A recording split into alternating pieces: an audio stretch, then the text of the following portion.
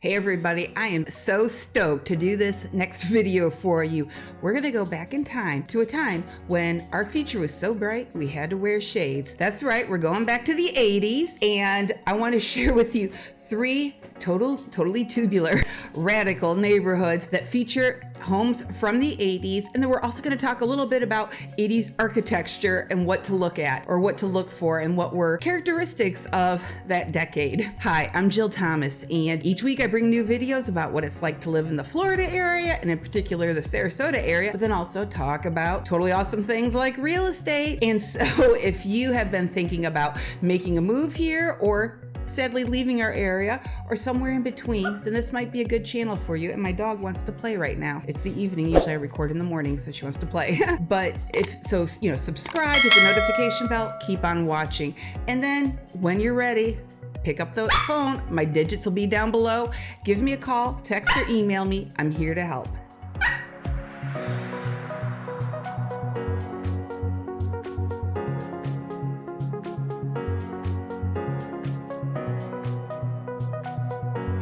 Okay, confession time. I was born in 1970, so the 80s are near and dear to my heart. So I thought, why not make an 80s themed video? So here we go. First, we're going to talk about 10 totally dope characteristics of homes from the 80s. First, let's talk about wood. Now, I'm not talking necessarily about wood frame homes, but I'm talking there was a lot of wood, like wood accents. Even if the homes were locked, there's like these, I don't know, I guess call it wood paneling on the outside of the house. There's wood paneling sometimes in the inside of the house, wood decks, wood little treatments out front, little overhangs. Wood was everywhere. A lot of it was a dark brown, a dark brown. I think brown could almost just be a theme of the 80s as well. Remember all the brown shag carpet? But nonetheless, it's lots of brown, but not all of this wood is brown. You'll see some cream colors, and actually sometimes I've seen maybe some soft blue colors as well. But otherwise, lots of brown, wood, accents, and different pieces in the 80s.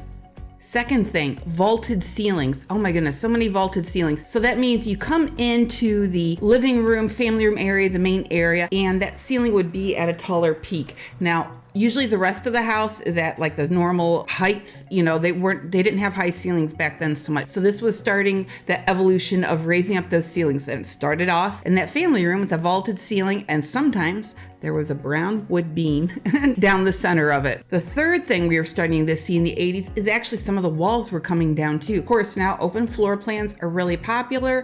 Back farther, everything was in compartments. Here's the kitchen, the dining room, the living room, a family room, a den, an office. All the bedrooms, of course, are always sectioned off. But now we're starting to see some walls are coming down and things are opening up. Number 4, we're seeing more circular driveways. That's a thing. Not that we didn't see them, back farther as well, but in the 80s, definitely more circular driveways. Number 5, Formica countertops. Okay, I remember in the 80s, we moved into a house. This was up in Toledo, or just outside of Toledo, where I'm from. And the whole kitchen was Formica, the cabinets, the countertops, and it was a bright lemon yellow color. It was insane. Talk about needing to wear shades. That kitchen was so bright, but it was a really big kitchen. The house had a great floor plan, had the vaulted ceiling in the family room, and that's what it had. Lots of Formica in the kitchen.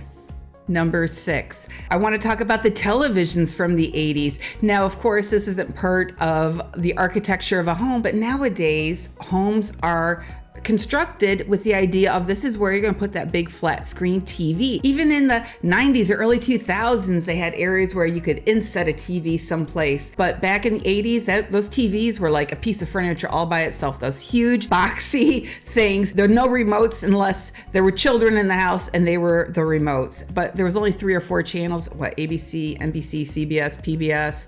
In Toledo, sometimes we could get the station from Detroit or maybe even Chicago, but that was it. So those TVs were something else.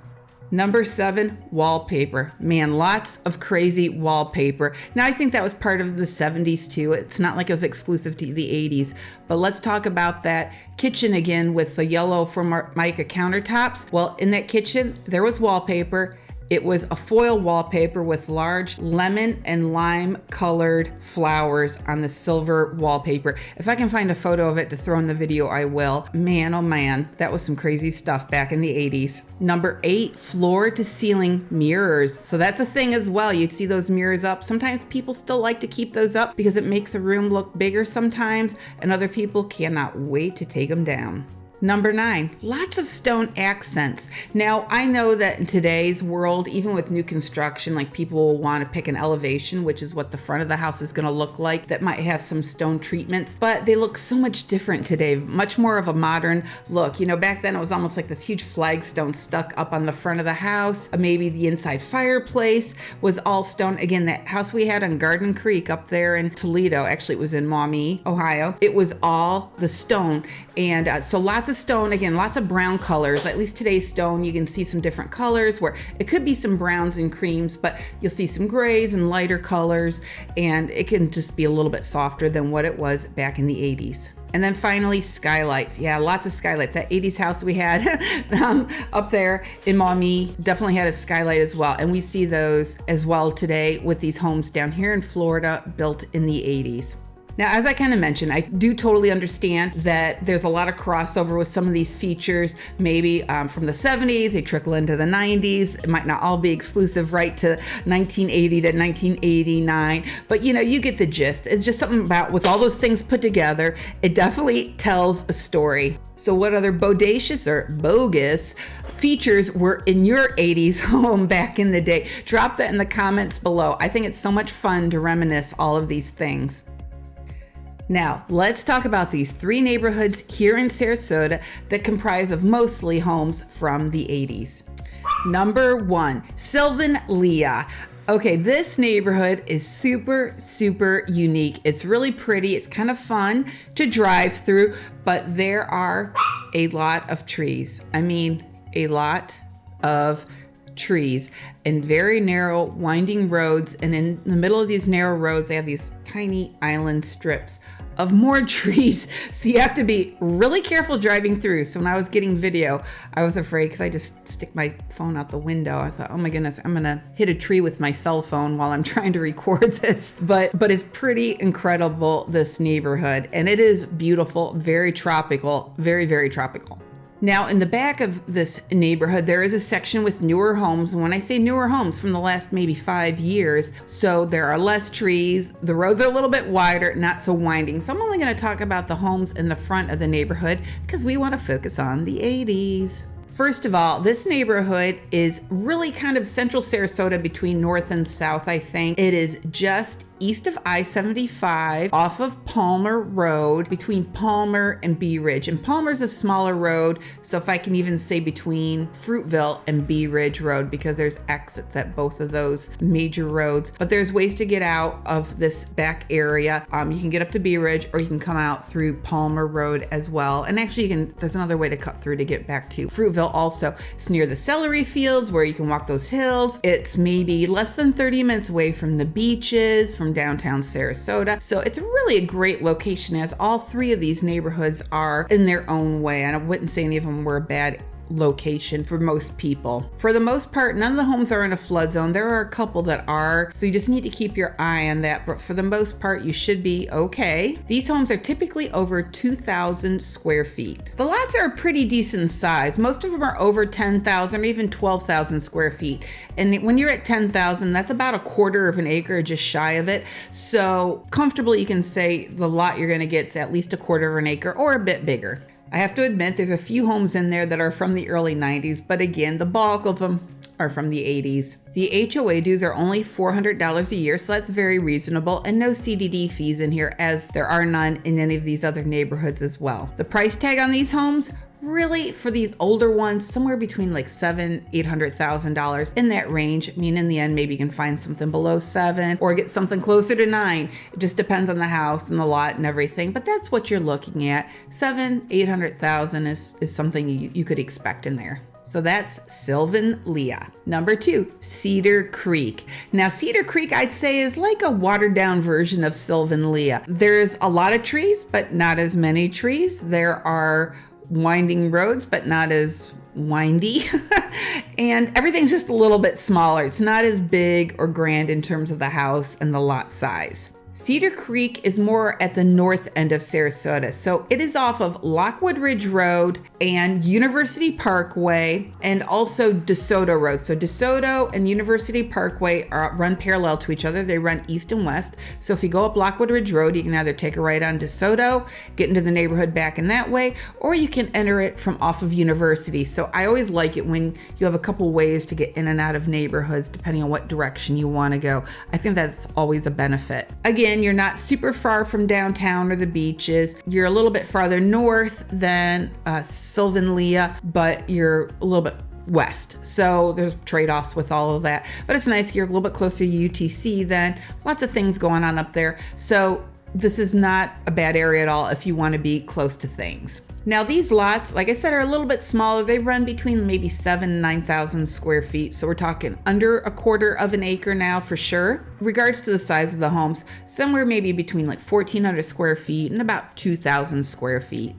One thing I definitely noticed about Cedar Creek is there's some crazy roof lines. Again, this is kind of like an 80s thing. Some of these roof lines are so steep. So instead of it being more like this, it's like this. And I think, how in the world can these roofers get up there to make repairs or replace a roof? I think it looks kind of crazy, but obviously people do it all the time. No flood zones in Cedar Creek, which is always a plus. HOA dues are $486 a year. And home prices are less than Sylvan Lane, around $400,000 to maybe $600,000. Now the ones that are $400,000, those are going to be the smaller homes, or maybe a home that needs a lot more work. So don't think that you can just go in there and take, pick of the litter and pay, $420,000 for a home in this neighborhood. So that's Cedar Creek. Number 3, Country Place. So I think Country Place has a little bit of Sylvan Lane, a little bit of Cedar Creek, but in the end, they're all totally 80s. Country Place is the most southern neighborhood of the 3 we're talking about, and it's it's probably about the same east and west as Cedar Creek. But so Country Place is off of Sawyer, just north of Clark. Now when you cross over Clark Road, that's kind of the Palmer Ranch area in there. And what's nice is if you take Clark to the west, you're gonna hit Siesta Key at the South Bridge, and then you can pick up 41 out there, or you can head east and pick up 75. So again, great location in terms of going east, west, north, and south.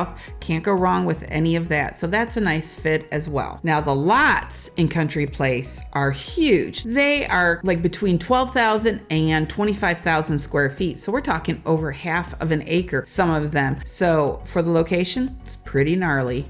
Although there are some smaller homes, most of them are over 2,000 square feet. There are more mature trees in there, but not as many as Sylvan Lane, where you just feel like you're in a tropical rainforest all by itself. The HOA dues are $500 a year, so it's like on par with the other neighborhoods. I think the one was like $400 and the other one was $400 and something. So that's not too bad. And then there also are no flood zones. Now, I just realized I did not write down the price of these homes. So I'm going to find that out, and I'm going to have my editor put it right here. I think that each neighborhood has something special to offer. It's nice that there's one a little bit further north, south, and east for you to consider. Now, of course, there's always some downsides to some of these homes and neighborhoods. There's downsides to everything. So think about it. You might go, Jill, that's okay. Or you might think, gag me with a spoon. So now, bummer dude, we've got to talk about those things that are pretty heavy. We got to talk about the negatives. Okay, first of all, I want to talk about all these trees, especially in Sylvan Lane, but even in the other neighborhoods or any neighborhood, because people love trees, of course.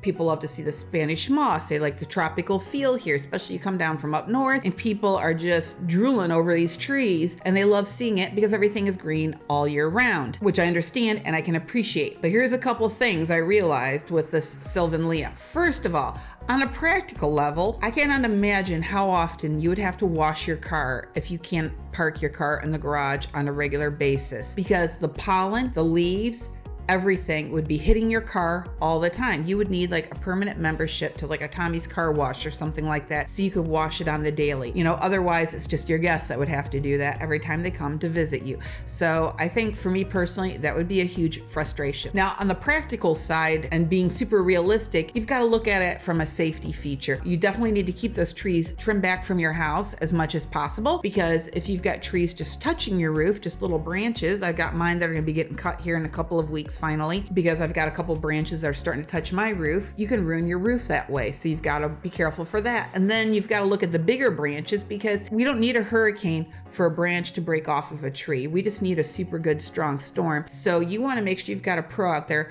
taking a look at those trees and making sure they're trimmed up as appropriately as possible, so you're not going to have something fall on your house or on a vehicle or something like that. And then also, not just looking up at the trees, but now let's look down at the ground. We've got to look at those roots and the root system and make sure that it's not going to cause any damage to the foundation or the structure of your home. Otherwise, that tree is going to have to come out. So keep an eye on those trees. All right, old homes equal maintenance. We've got to talk about these things. Now, I feel like I'm banging a drum on this because I mention it in just about every video or every other video about the age and the condition of roofs. In the state of Florida, insurance can be a beast right now. If your roof is more than 15 years old, or even sometimes a little bit younger than that, if there is any damage to the roof, if an inspector says there's not enough life left on it, you're not getting insurance. It doesn't matter if the owner used 20-year shingles, 30-year shingles, it does not matter. So we got to watch those roofs in those older homes. So if you're looking at it and they, let's see, okay, so if the house is built in 82, they may have replaced the roof in 2002. Well, here we are in 2022. That roof is 20 years old. You're not getting insurance on that. Doesn't matter what the seller says, as sincere as they may be, we got to watch it. And then, of course, air conditioning, we want to look at the years of those things. Other things we got to keep an eye on are like electric panels. So we want to look at all of those mechanics of your home to make sure that they're not a hot mess, unless you're willing to invest that money after you buy the house to upgrade all of those things. So there's a lot of important things for us to check out. And if we don't do our homework in advance, or if we don't have a good inspector taking a look at all these things for you, the consequences could be heinous. The other thing with the older homes is older homes often outdated. Not entirely. They've done some beautiful jobs with homes. I've seen some homes that built in the 20s. They just look so beautiful and charming. So you could come across an 80s home that looks fantastic. You could look one that looks original and vintage.